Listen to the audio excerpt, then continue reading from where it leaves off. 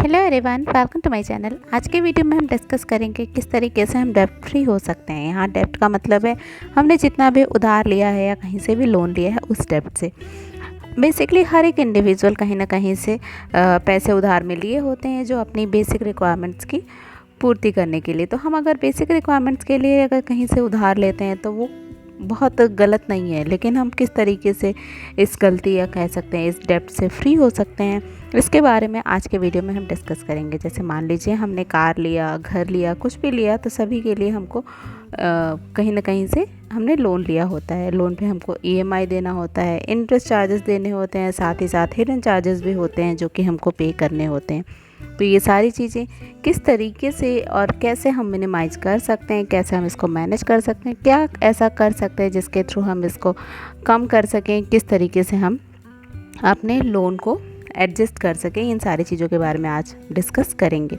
आज के वीडियो में हम डिस्कस करेंगे करंट लोन को कैसे हम फास्ट पे करें, डेब्ट फ्री कैसे हम फ्यूचर में हो जाए, और क्या स्ट्रैटेजी हम यूज़ करें जिससे हम अपने लोन को प्रॉपरली हैंडल करें। तो उसमें हमारी जो सबसे फर्स्ट स्ट्रैटेजी आती है वो होता है पे डेब्ट फास्ट। मतलब हमारी स्ट्रैटेजी 1 ये कहती है कि जो भी हमारा डेब्ट है उसको हमको फास्ट पे करने की कोशिश करनी चाहिए, और जितना जल्दी से जल्दी हम डेब्ट फ्री हो जाएं वो हमारे लिए ज़्यादा अच्छा है।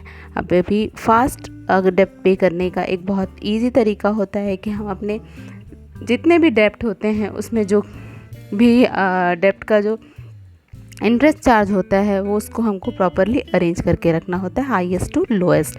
इसको हम एक एग्जांपल से समझते हैं कि अगर किसी पर्सन ने 5 लाख का लोन लिया है 5 ईयर्स के लिए, तो अगर हमारा इंटरेस्ट रेट 9% है, 15% है, 36% है, तो उसके बेसिस पे हमारे अलग अलग अमाउंट आते हैं जो कि इंटरेस्ट के होते हैं। मतलब प्रिंसिपल तो 5 लाख पे करना होता है, रेस्ट अमाउंट तो अमाउंट को हम मिनिमाइज़ कर सकते हैं। मतलब जो ज़्यादा इंटरेस्ट है उसको हम पहले पे कर सकते हैं। अब हम आगे बात करते हैं कि हमको जो हमारी स्ट्रेटजी 2 है उसके बारे में, जैसे कि गुड लोन और बैड लोन।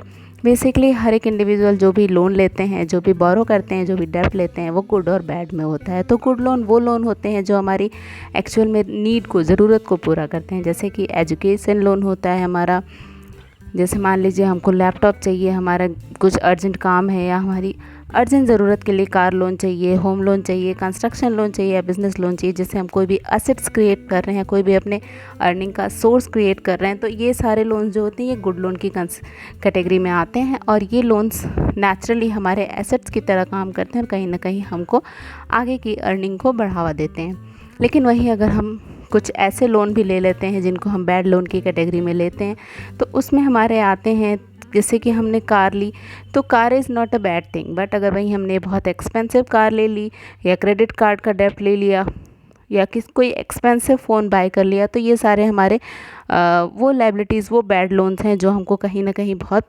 एडवर्सली अफेक्ट करते हैं। जैसे मान लीजिए हम फॉरेन वेकेशन के लिए, लेविश वेडिंग के लिए हम अगर लोन ले लेते हैं, तो ये भी हमारे फंड्स जो हैं ये बैड लोन में ही कंसिडर होते हैं। वहीं अगर हमने लोन लेकर के कोई स्टॉक, क्रिप्टो या MLM स्कीम्स में इन्वेस्टमेंट कर दिया, तो ये सारे इन्वेस्टमेंट्स जो हमारी वांट को सेटिस्फाई करते हैं, इन सब को हम बैड लोन में कंसिडर करते हैं। और बेसिकली हर एक इंडिविजुअल को ये बैड लोन को अवॉइड करनी चाहिए। वहीं हम बात करते हैं स्ट्रेटजी 3 की। तो स्ट्रेटजी 3 हमारी ये कहती है कि हमको चीपेस्ट लोन हमेशा लेना चाहिए। मतलब हर वो लोन को ऑप्ट करना चाहिए जो सस्ता हो, चाहे हम वो कहीं से भी लें, बट हमको सस्ता लोन ही लेना चाहिए। लोन में टाइम लगना चाहिए, बट लोन मिलने के बाद हमारा जो ब्याज की दर है वो नॉर्मली कम होनी चाहिए। तो इस तरीके से हम ये कह सकते हैं कि ऐसा नहीं है हमें लेविश लाइफ स्टाइल नहीं जीनी चाहिए। आप ये सोचेंगे कि मैं इसके अगेंस्ट हूँ, तो नहीं, ऐसा नहीं है, बट सारी चीज़ों को हमें ऑर्गेनाइज़ करना चाहिए। अब किस तरीके से हम अपने लोन को कम कर सकते हैं, मिनिमाइज़ कर सकते हैं, तो बेसिकली हमें लोन की जगह टॉप अप लोन लेना चाहिए। मतलब अगर हमने होम लोन लिया है तो उसकी फर्निशिंग या रीफर्निशिंग के लिए हम उस पर टॉप अप करवा सकते हैं। उस पर हमारे पर्सनल लोन के अकॉर्डिंग इंटरेस्ट रेट कम होगा। हमको अगर इंटरेस्ट रेट कम दिख रहा है तो हमें लोन की रीफाइनेंसिंग करवा लेनी चाहिए, सेम इंस्टीट्यूशन या किसी अदर इंस्टीट्यूशन से। इस तरीके से हम अपना बर्डन डिक्रीज़ कर सकते हैं। अगर हमारा इंटरेस्ट रेट इंक्रीज़ हुआ है तो EMI को इंक्रीज़ करना चाहिए, ना कि टेन्योर को। हमें अपना सिविल स्कोर भी मेंटेन करके रखना चाहिए जो अराउंड 750 का होना चाहिए, आइडियल माना जाता है। और हमको कभी भी लोन के सेटलमेंट में या इस तरीके से नहीं जाना चाहिए जो कि हमारे सिविल स्कोर को अफेक्ट करे। स्ट्रैटेजी 4 हमारी कहती है सेव एंड बाय। मतलब हमें पैसे बचाने चाहिए और पैसे बचा के कोई भी चीज़ को, कोई भी अपनी ज़रूरत की, अपनी रिक्वायरमेंट को पूरा करना चाहिए। जैसे हमें वैकेशंस पे जाना है, हमें कोई दूसरा ऐसा काम करना है जो कि हमारी लेविश लाइफस्टाइल को रिप्रेजेंट करता है, तो इन सारी चीज़ों के लिए हमें एक फाइनेंशियल डिसिप्लिन फॉलो करनी चाहिए। इसके ऊपर बहुत ही जल्दी मैं वीडियो बनाऊंगी, जिससे आपको काफ़ी सपोर्ट मिलेगा, जिससे हम करंट में अपने आप को डेप्ट में भी ना डालें, साथ ही साथ अपनी जितनी भी इच्छाएं हम कह सकते हैं, जो हमारे वांट्स हैं, उनको भी हम सेटिस्फाई कर सकें। That's all for today's video. If you like this video, please subscribe.